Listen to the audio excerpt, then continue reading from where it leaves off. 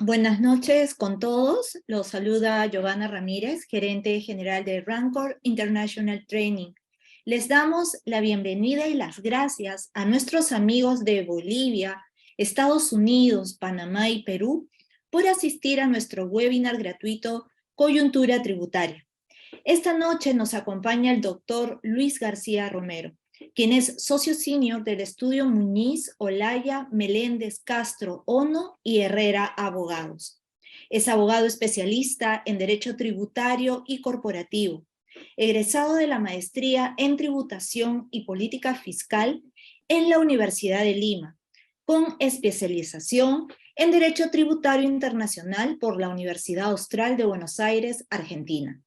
Ha sido catedrático en la Universidad Católica San Pablo de Arequipa, profesor de postítulo de la Pontificia Universidad Católica del Perú y de la Universidad ESAM, y es miembro del Instituto Peruano de Derecho Tributario. Con esto damos inicio a nuestro webinar. Muchas gracias. Muchas gracias, Yovi, muchas gracias por la presentación. Bien, bueno, el día de hoy es un webinar especial porque no se debe a un tema coyuntural propiamente dicho, una norma específica, sino a la coyuntura general, ¿no? A esa visión que tenemos que tener todos de dónde estamos parados y en función a eso intentar pronosticar, adivinar y estar preparados para lo que viene en el siguiente año. Entonces, van a ser unas muy pocas diapositivas, pero donde voy a intentar darles algunas pinceladas. Bueno, tenemos que empezar por lo complicado que es dar unas pinceladas e intentar adelantar el escenario, porque primero, todos somos conscientes que estamos en un país paralizado, y es curioso, ¿no? Porque yo digo paralizado por la situación política en la que estamos, en especial en estos últimos días. Sin embargo, la economía no pierde dinamismo, por lo menos en el día a día, en las empresas del día a día, aunque creo yo que las grandes inversiones y la evaluación de país sí se ven alteradas, y eso hace que existan ciertos riesgos, ¿no? ¿Cuál es mi sensación en las conversaciones con mis clientes en las últimas semanas, meses? Que hay inversionistas nerviosos. Cuando hay inversionistas nerviosos, entonces eso hace que estén cautelosos, ¿no? Y recordemos siempre, y esto para que siempre lo traslademos, ¿no? El Perú es un país lleno de oportunidades, el Perú es un país donde todavía se pueden hacer negocios, el Perú es un país rico, el Perú es un país con minería, pero todo lo que he dicho no es el único. El Perú no es el único país con oportunidades, el Perú no es el único país rico, el Perú no es el único país con minería. Y lamentablemente el perder seguridad jurídica, lamentablemente la situación política, lamentablemente la inestabilidad de la moneda, lamentablemente el riesgo social, son factores que cuando un inversionista hace una evaluación del riesgo, se meten en un Excel y definitivamente nos bajan puntos, ¿no? Yo recuerdo en alguna maestría un examen donde nos decían dónde te conviene hacer una inversión y nos daban una serie de alternativas, de países alternativos, ¿no? Nos ponían Brasil, Bolivia, Perú, Colombia, Chile, era un ejercicio, evidentemente, ¿no? Y nos daban algunas reglas, nos decían, por ejemplo, como buenos tributaristas todos, nos decían, la tasa del impuesto a la renta en Perú, 29.5, en Bolivia, 30, en Brasil 35, en Colombia 27 y así, ¿no? Pues impuesto a los dividendos en tal país 5, en tal país 7, en tal país 9. Riesgo país de 100, en tal país 85, en tal país 4, en tal país. Seguridad jurídica. Capacidad del mineral, mejores minas, costo del personal, capacidad política, riesgo de tipo de cambio. Y nos daban todos esos datos. Y después nos decían, hagan un análisis y concluyan dónde es mejor hacer una inversión. Y curiosamente, la tasa impositiva no siempre era lo que determinaba. Porque claro, ¿qué te importa si el país tiene un impuesto más bajo si al final del día te van a confiscar tu inversión? Entonces, probablemente para un inversionista pese más son los factores. Y esos son los factores que hoy en día en Perú están cayendo. y son los factores que hoy en día podrían hacer que los inversionistas se pongan nerviosos, sean cautelosos, y podría pasar que empiecen a mirar a otros lados, ¿no? Y entonces, si yo tengo X millones y tengo la posibilidad de, de ponerlos en un determinado negocio, prefiero pues ponerlos en otro país. Y esa es una situación de la que no nos podemos escapar. Entonces, primer tema importante, tener en cuenta la actualidad actual, la actualidad coyuntural del país, ¿no? Un gobierno asustado, el gobierno está muy asustado, el gobierno anterior y el gobierno actual, el gobierno anterior de hace 3 días, me refiero, y el gobierno actual, están asustados porque hay una manifiesta incapacidad, ¿no? Están asustados porque realmente se ve cierta incertidumbre. Sin embargo, el Perú tiene una situación mágica, a veces inexplicable para los economistas, porque pese a todos estos datos que aparentemente harían que la economía no camine, la economía camina en paralelo. Algunos inversionistas o algunos especialistas en economía dicen que es por la gran informalidad que hay. Lo cierto es que vamos a tener probablemente un 2023 con cierta incertidumbre, porque va a ser un año electoral, porque va a ser un año con cierta inestabilidad. Entonces, creo yo que este es un factor que siempre debemos tener en cuenta cuando hablamos de impuestos. Ustedes dirán, oye, pero ¿qué tiene que ver todo eso con el tema impositivo, con la coyuntura tributaria? Sí tiene que ver, pues, porque eso genera hambres diferentes en la administración tributaria, eso genera expectativas diferentes en la administración tributaria, y eso podría ser que nos afecte. Por otro lado, tiene que ver porque un gobierno preocupado en subsistir no es un gobierno preocupado en generar modificaciones tributarias. Y ahora vamos a entrar a detalle de esto. Entonces, bueno, ese primer pincelazo o esa primera pincelada sobre la realidad del Perú es un primer punto que me gusta, que quería tocarles. ¿Qué perspectivas tributarias veo yo para el siguiente año? Bueno, primero, recordemos que en el impuesto a la renta, y esto es bien importante, que en el impuesto a la renta, que es el principal tributo, todos los cambios que se realicen en un determinado ejercicio solamente pueden entrar en vigencia a partir del 1 de enero del ejercicio siguiente. Entonces, todos los cambios que se hagan durante el 2022 podrán entrar en vigencia a partir de enero del 2023.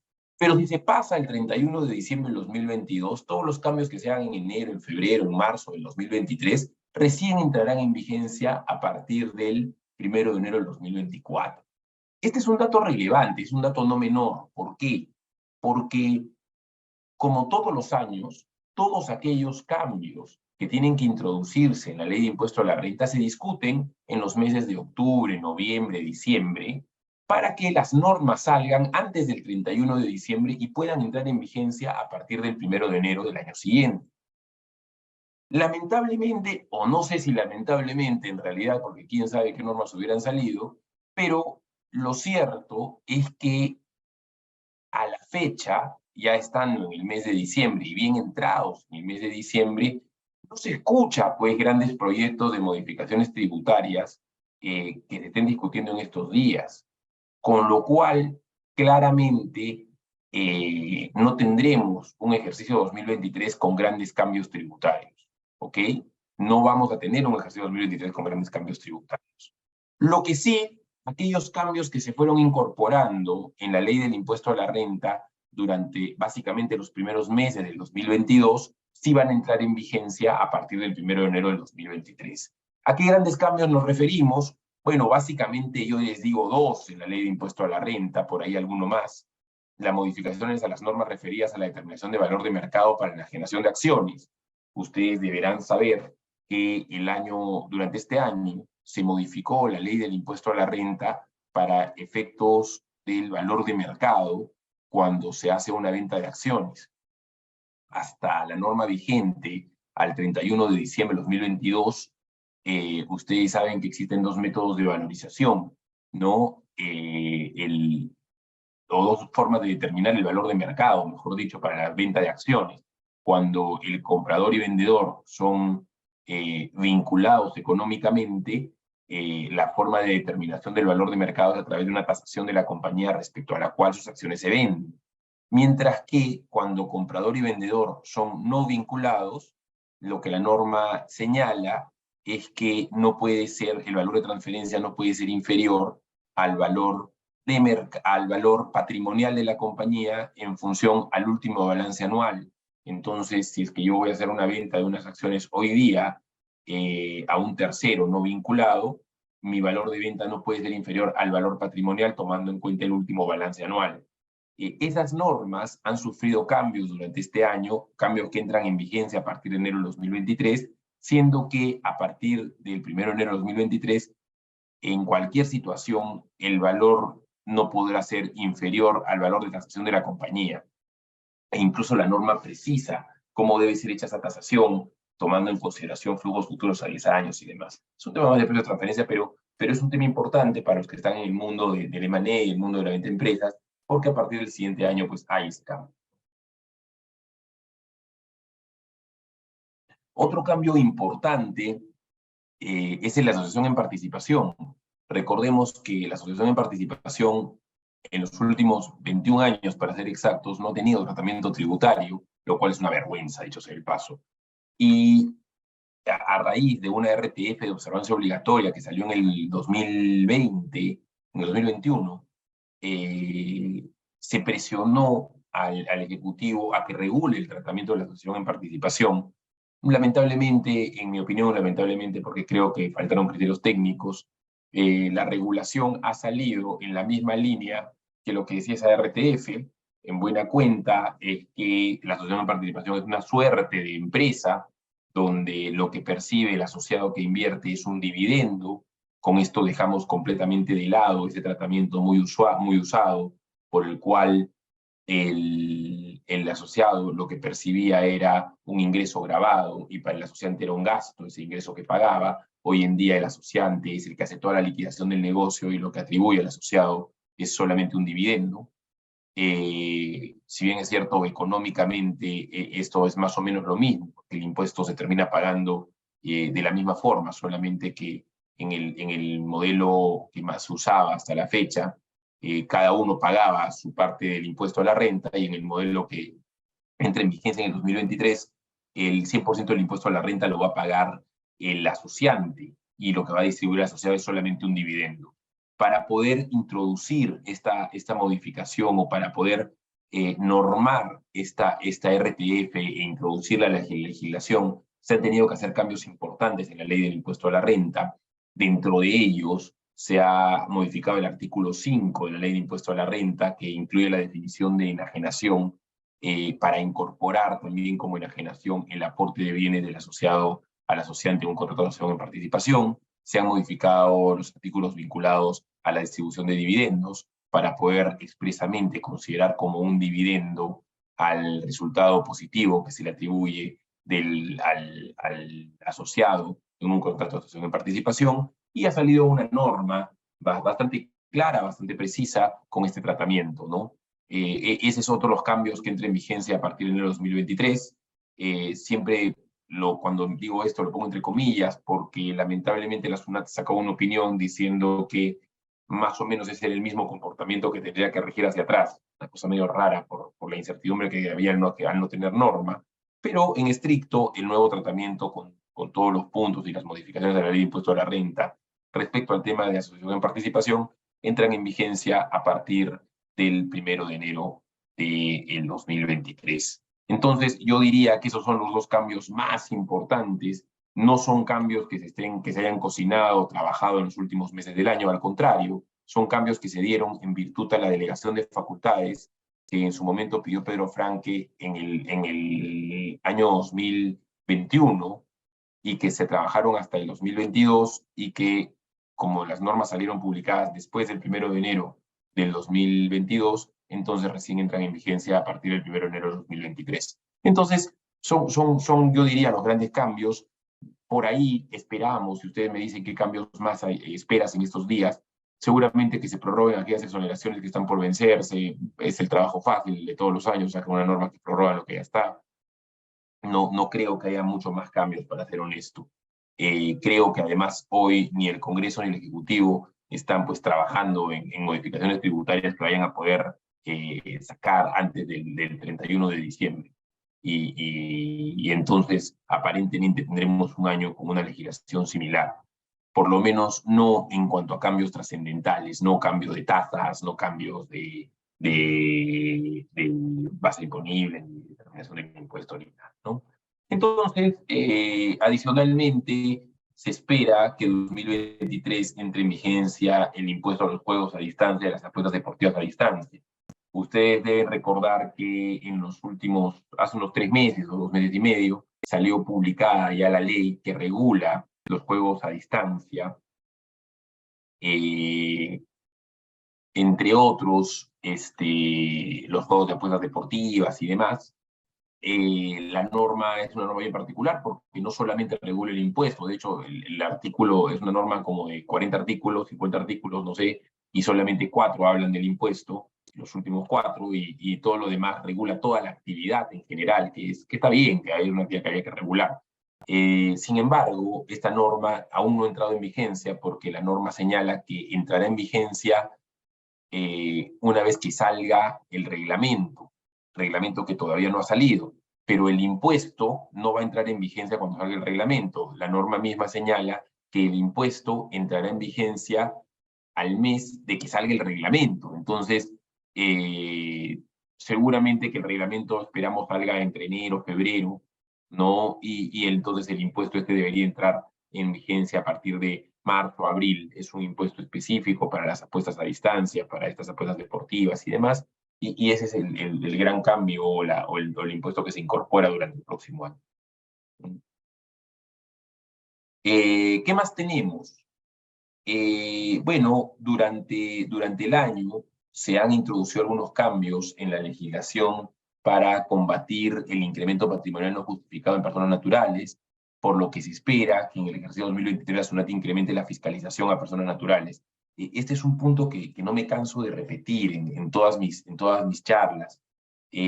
A ver, una de las cosas que más temor causa a las personas naturales es recibir una carta de SUNAT o un correo de SUNAT diciendo que han detectado un incremento patrimonial, no en su compañía, sino en su patrimonio.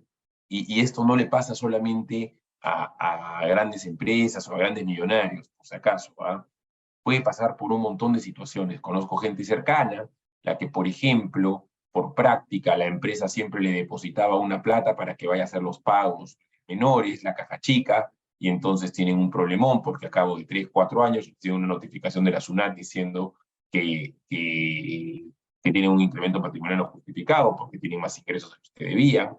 Recordemos que cualquier tipo de contrato de préstamo o cualquier tipo de contrato que implique el ingreso de dinero a nuestras cuentas siempre tiene que ser con firma legalizada. Son cosas que tal vez ya las sabemos, pero que siempre hay que recordarlas porque por ahí vienen las fiscalizaciones tributarias, ¿no? Entonces, son puntos importantes y siento yo que el próximo año, ya habiendo un marco que sin duda ayuda mucho a la SUNAT para esas fiscalizaciones, porque pide 1000 formalidades en todos los documentos, creo yo que el próximo año se van a incentivar y se van a incrementar mucho esas cartas inductivas y esquelas de fiscalización y requerimientos de fiscalización para personas naturales. Entonces tengamos mucho cuidado con eso, advirtamos siempre las malas prácticas, tanto personales como dentro de las compañías, ¿no? Y bueno, lo que les decía, no se esperan pues, grandes cambios sustanciales vinculados a tasas, vinculados a determinación, a base imponible, a estructura del impuesto, a categorías del impuesto y demás. No, eso no se espera para el 2023. Y como les digo, el único plazo que hay para publicar esto es hasta el 31 de diciembre de 2022. Y como hoy estamos tan distraídos, o el gobierno está tan distraído en otros temas que seguro son más importantes hoy en día, entonces no esperamos grandes cambios. Perspectivas, sí, yo creo que se van a incrementar las fiscalizaciones de todas maneras. tanto a las empresas como a las personas naturales. Por tres razones. La primera es muy sencilla. La primera es porque tiene que ver con la tecnología. O sea, hoy SUNAT, al tener a prácticamente todas las empresas de medianas para arriba completamente en línea, porque tiene todos los registros contables en línea, libros y registros contables en línea, y tiene la facturación en línea, entonces lo que se espera es que SUNAT pueda realizar mucho más cruces de información, más cartas inductivas, más esquelas. Entonces, sin duda alguna, el próximo año va a ser marcado por eso, ¿no? La primera razón es esa. La segunda razón por la que van a haber más fiscalizaciones, creo yo, es porque en un año donde la minería está siendo tan interrumpida y entonces la caída de la recaudación del Estado ha sido importante, la SUNAT va a tener que salir a recaudar. Y recaudar siempre es más fácil en los formales, ¿no? Entonces, yo creo que las fiscalizaciones y la presión por recaudar se van a incrementar de manera importante. Y la tercera razón tiene que ver con el año, con el crecimiento sostenido de la SUNAT y de las intendencias de fiscalización. SUNAT ha crecido mucho en los últimos años y tiene más equipos para hacer estas fiscalizaciones y existe la fiscalización virtual. Entonces, cuando un auditor antes podía atender a una, dos, tres empresas a la vez, ahora puede atender muchas, ya no ni siquiera se acercan a la compañía, cada vez es más difícil obtener reuniones, entonces tienen mucho más espacio para fiscalizar sin duda. Lo otro que va a marcar el próximo año es que va a ser un año electoral, sin duda alguna. Eso genera cierta incertidumbre y eso también puede ser relevante de cara a las inversiones y demás. Eso es lo que les quería contar. Me he tomado los 25 minutos que me pidió Nathalie con exactitud. Entonces, quedo atento para sus preguntas, comentarios y soy todo oídos. Muchas gracias, Lucho, por la exposición, como siempre, muy precisa, y tú tienes los temas clarísimos. En tu día a día estás atento a los cambios o a las problemáticas. El chat está abierto si alguien desea dejar alguna pregunta, como tú dices, algún comentario, alguna inquietud, tal vez. Podemos también abrir los micrófonos si alguien desea.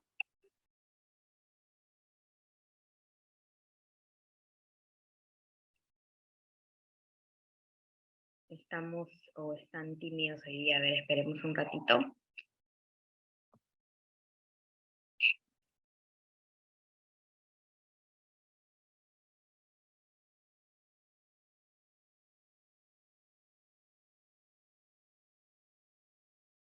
Tenemos ahí una consulta, Lucho.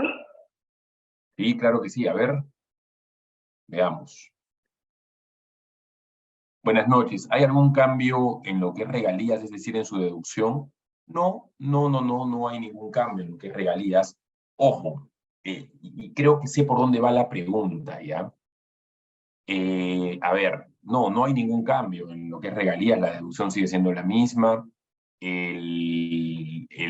son deducibles siempre cuando sean causales, siempre cuando sean razonables, pero probablemente tu pregunta venga porque recientemente en algunos medios de comunicación se ha estado comentando que las regalías pues, que se les pagan a los accionistas de las compañías por el uso de la marca y demás pueden ser una maniobra considerada elusiva. Y eso se debe a que hace un par de meses la SUNAT ha publicado un catálogo de operaciones en principio elusivas, ¿no? Y dentro de ellas ha mencionado esta famosa práctica de registrar una marca a nombre del accionista y cobrar regalías, ¿no? En mi opinión, eso siempre ha sido un problema, y un problema grave, y siempre ha sido contingente, ¿no? Salvo que realmente la marca pertenezca conceptualmente, realmente, moralmente, como dice la norma, al accionista, ¿no?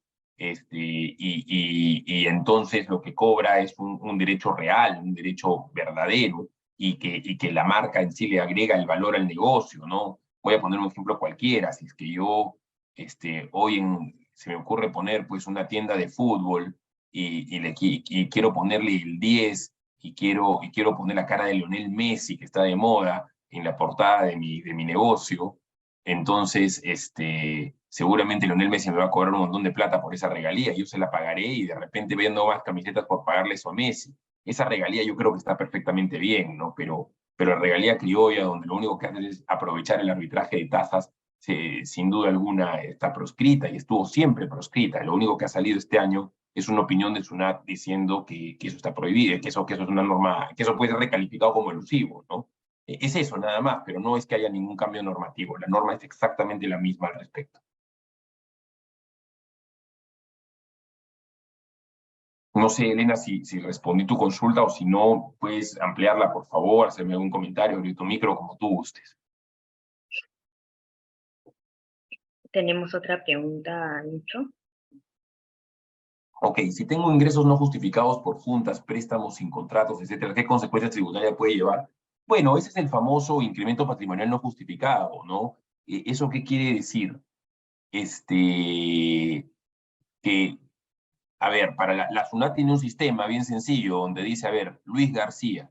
Luis García es un señor que recibe ingresos de quinta categoría y por lo tanto paga sus impuestos. Y entonces resulta que, mira, por poner un ejemplo cualquiera, que al final del año entró a mis cuentas 100.000 soles. ¿Cuánto declaré como ingresos por mis retenciones de quinta? 100.000 soles. Pagué mi impuesto por los 100.000 soles. Perfecto. Pero ¿qué pasa si la SUNAT dice, acá está Luis García, que ganó 100.000 soles, pagó impuesto por sus 100.000 soles, pero veo en su cuenta que han ingresado 3 millones? Entonces SUNAT agarra y me va a notificar probablemente una fiscalización o simplemente una carta inductiva diciéndome, oye Luis, ¿me puedes explicar por qué tú, que solamente has declarado ingresos grabados por 100.000 soles, has tenido movimientos en tus cuentas por 3 millones? Y podrían haber muchísimas explicaciones, ¿no? Pero si es que yo no logro demostrarle a la SUNAT de dónde vienen esos 3 millones, lo que va a pasar es que me van a hacer una acotación y me van a obligar a pagar el 30% de ese importe como impuesto a la renta.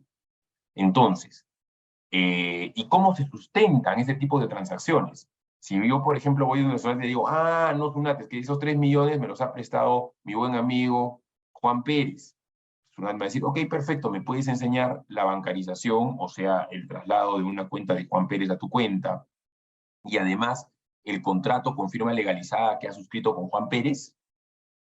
No, no tengo el contrato. Una pena, porque la ley del impuesto a la renta dice que los incrementos patrimoniales se sustentan con contrato con firma legalizada al menos. Si no lo tienes, no me lo sustentas.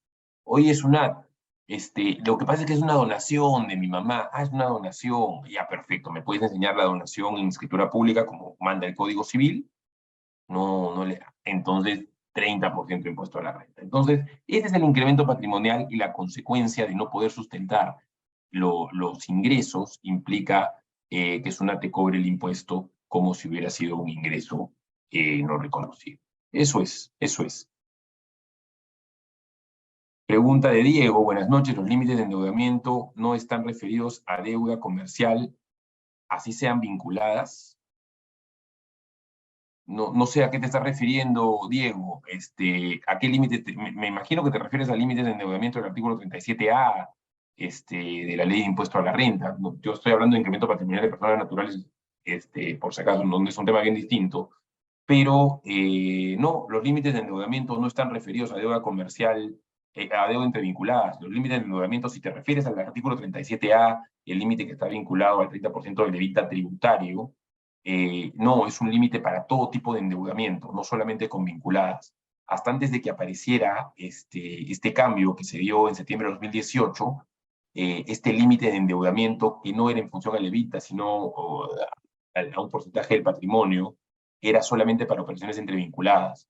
A partir del 2019, que cambió la norma, este límite de endeudamiento aplica a todo tipo de endeudamiento, pero nuevamente eso no tiene nada que ver con personas naturales y con incremento patrimonial no justificado, sino tiene que ver con el límite del artículo 37A para deducir gastos por intereses de las compañías.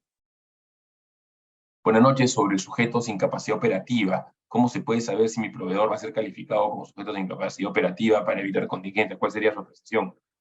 Bueno, esta es una norma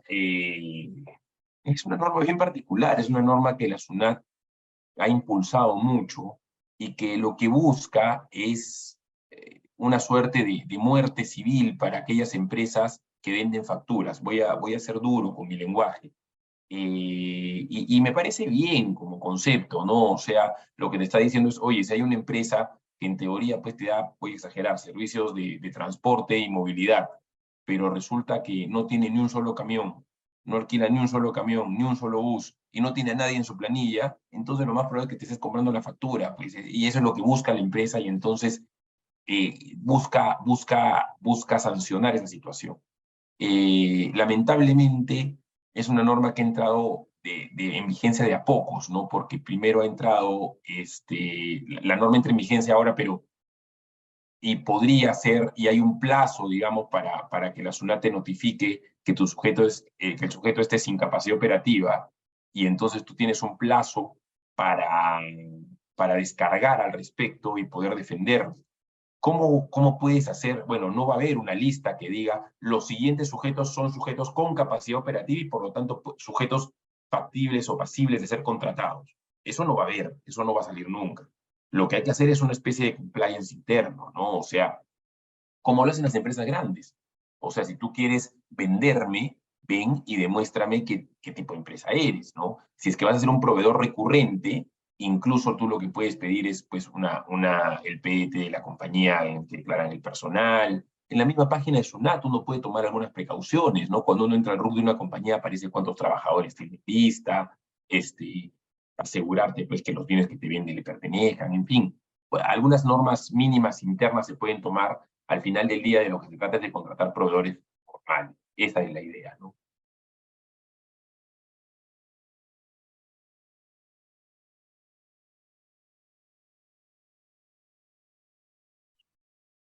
Gracias, Lucho. A ver si alguien más tiene alguna pregunta o caso contrario, pasamos a despedirnos. A ver, por ahí alguien más tiene una pregunta.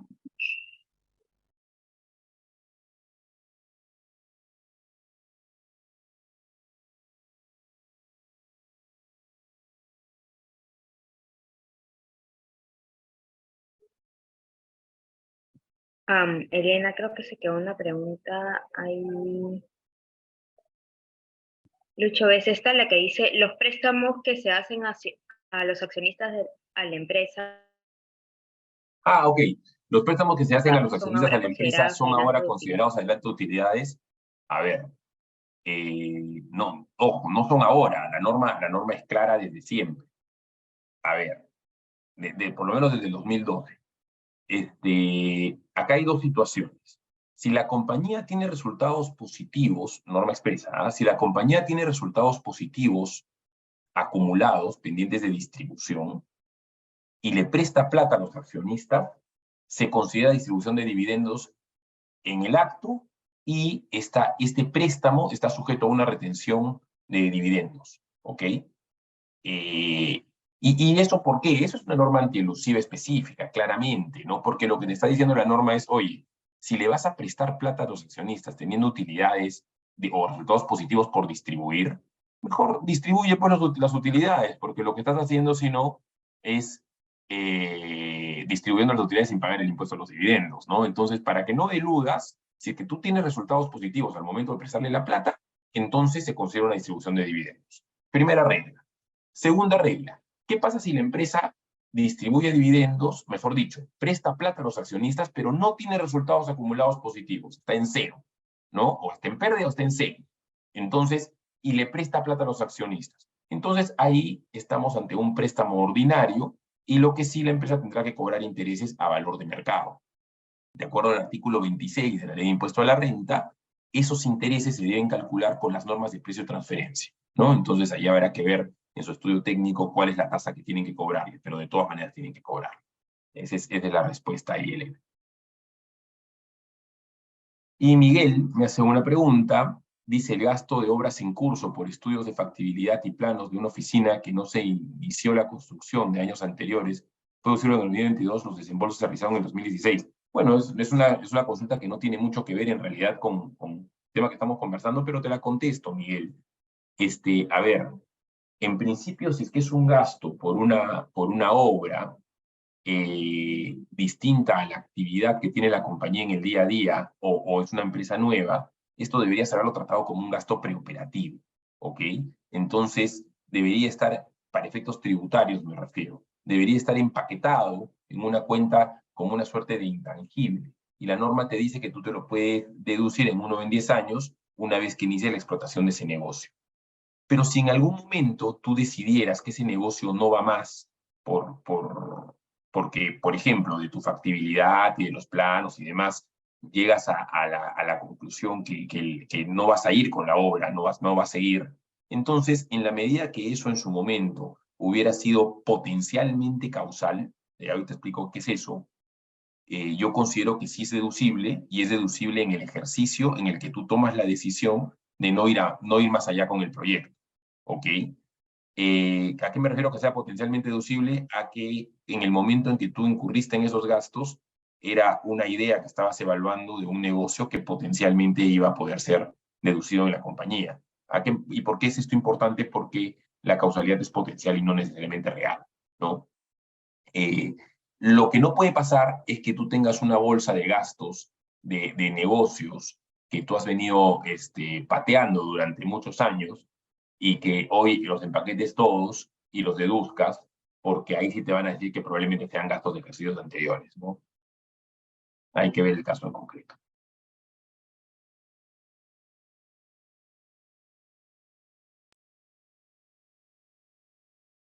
Listo, Lucho. Creo que esas han sido todas las preguntas. Muchas gracias, como siempre, por tu participación el día de hoy. Y estamos atentos al 2023, qué novedades nos tiene para, como siempre, programar los temas más importantes para nuestros participantes. Claro que sí, va a ser un año movido, va a ser un año con varias cosas simpáticas, entonces, Bueno, seguro que vamos a tener que conversar.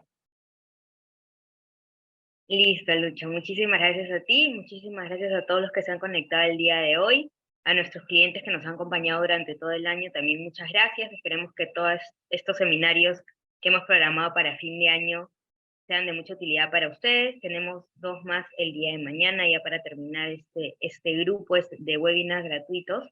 Coyuntura laboral a las 6 de la tarde y 10 puntos críticos para la transformación digital a las 8 de la noche. Así que si alguien aún no se inscribe y está interesado en el tema, nos puede escribir y les enviamos el link. Si alguno se perdió un seminario anterior, también vamos a editarlos y subirlos en nuestro canal de YouTube. Por eso les vamos a compartir también en el chat nuestras redes sociales para que vean cuando colgamos un nuevo video, generamos contenido interesante para ustedes, además que se pueden enterar de nuestro seminario. También les estamos enviando información de nuestra membresía anual contable tributaria. Con ella pueden participar durante todo un año de todos los seminarios contables y tributarios. Eso significa no tenemos temas preestablecidos, pero significa que cada vez que haya un cambio de norma, alguna novedad, vamos a tener un seminario y ya los que están en la membresía está 100% incluido. Así que esperemos contar con ustedes también durante el 2023. Muchas gracias, Lucho. Felices fiestas y esperemos que las cosas mejoren por aquí. Excelente, muchísimas gracias a ustedes por la invitación, tengan lindas fiestas y ojalá nos veamos pronto. Un fuerte abrazo a todos. Un abrazo, chao, chao.